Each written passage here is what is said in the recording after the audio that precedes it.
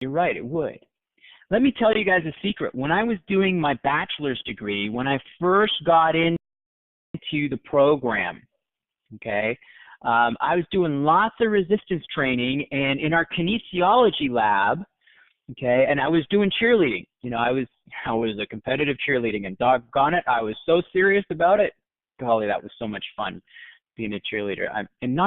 I didn't care about the games. I cared about doing all the tricks and the stunts. That was so much fun. But in any case, doing lots of resistance stuff, throwing girls up in the air and then going to the gym and lifting weights and everything was great. But then I go to a kinesiology lab. Fantastic professor. His name was Yoke. He spelled his name Joke. And he goes and he has us do this cross-country run. We go into the kinesiology lab, and by the way, this guy, his name's Yoke. He spells his name like joke. Talks like Arnold Schwarzenegger. So you go to class and you learn about eating too many carbs and not working hard enough. He's just like Arnold Schwarzenegger. I think he's from like Iceland or someplace, but you eat too many carbs, He's just like that. Guy was super intelligent, very smart, very much a research guy, okay? Former Olympian, competed in the Olympics in the hurdles, okay? He was in wicked shape, and it didn't matter how awesome you were in your performance, he still thought you could do better. He's like, I could make an athlete out of you maybe, but I want to see better. So anyway, we're feeling like we want to impress this guy because this guy is hard to please. He's got that coach's eye about him, right? So all 20 of us, we go into the kinesiology lab, and he gives us these heart rate monitors. We put these heart rate monitors on. There's girls in the class. There's guys in the class, and we're foaming at the mouth. We're just wanting to, work out, and we are excited. It's intense in this environment.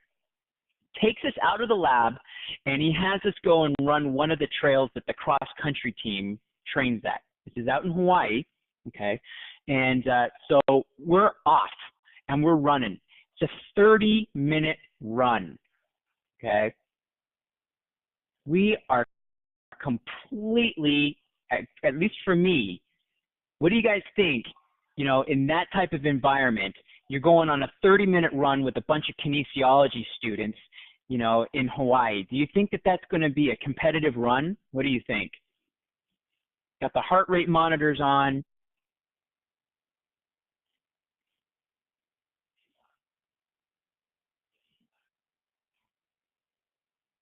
Yeah. It was very competitive. Okay. And it wasn't competitive like, you're a piece of garbage, I'm going to run right over you. It was more like everybody's having a blast, but everybody was busting it as hard as they could, okay?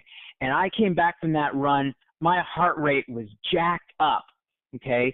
My heart rate was, I think, 184 beats per minute. I'm pretty sure it was 184 beats per minute, and I was 26 years old, okay? So 184 beats per minute at 26 years old in the chat box there. Were you guys expecting the run? No, we weren't. A lot of the stuff that he did just hit us blindsided. But he was an awesome instructor. I hope someday to be as good of an instructor as he was. He was really fantastic. Okay, so anyway, we come back from that run, and I realized that although I was working out all the time and doing lots of resistance stuff, my cardio stunk.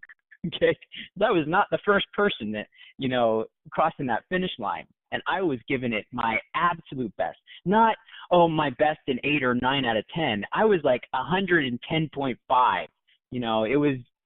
I was going as hard as my legs could carry me.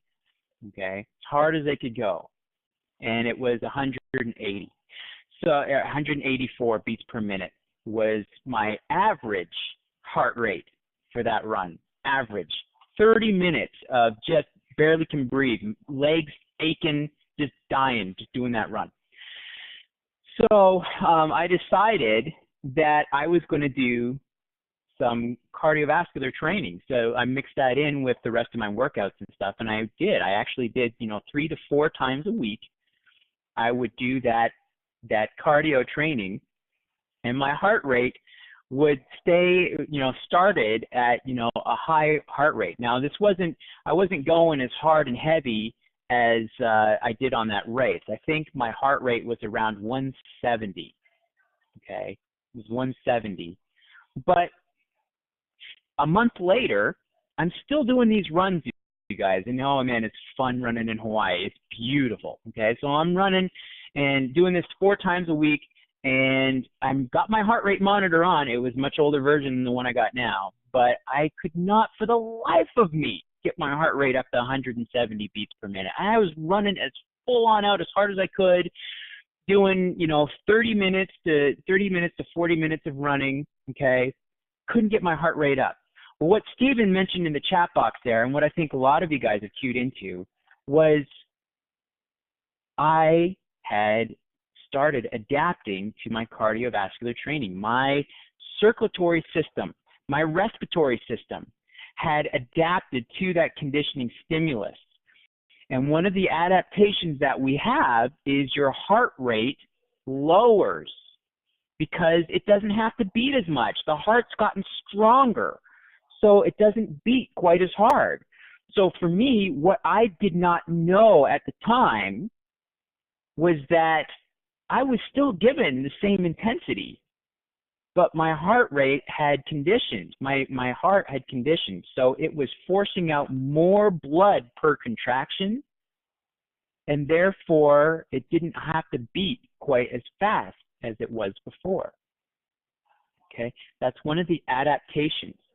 And this makes it very difficult to plan somebody's program, cardiovascular program, based upon heart rate. It's difficult. It's really difficult because that heart rate is going to decrease the better condition that you're in. Okay? It's beating more efficient. It's not working as hard. And when I'm in a resting state like I am right now, I did my resting heart rate yesterday. I was taking some blood pressures on some people, and I was checking. It was an automated machine. I hate using the automated machine. It don't work as well. But in this particular gym, they require an automated machine. It's just their standard procedure, their MO. So I went to check the machine to make sure it worked. Okay, and my heart rate was 53 beats per minute. Okay, so I can guarantee you, when I started training, doing the cardio in Hawaii there, my heart rate was not 53 beats per minute, okay? It wasn't in that good condition because, and therefore, when in a resting state, it had to beat more times per minute to pump the same amount of blood, okay? Yeah, Dustin, 53 beats per minute is not like a really low heart rate. I mean, for some, endurance athletes, some of their heart rates are like in the 40s, the resting heart rates. But, it's, if you get if your clients are in the 50s for their heart rate, that's good. That's really good. That's what you're aiming for. So, yeah. Now, let me go back to the story because this is a really cool story. And then I'll talk about, I'm going to talk about gait patterns a little bit. So, this kinesiology lab, we had the heart rate monitors on. We were going hard and heavy, going nuts for that run.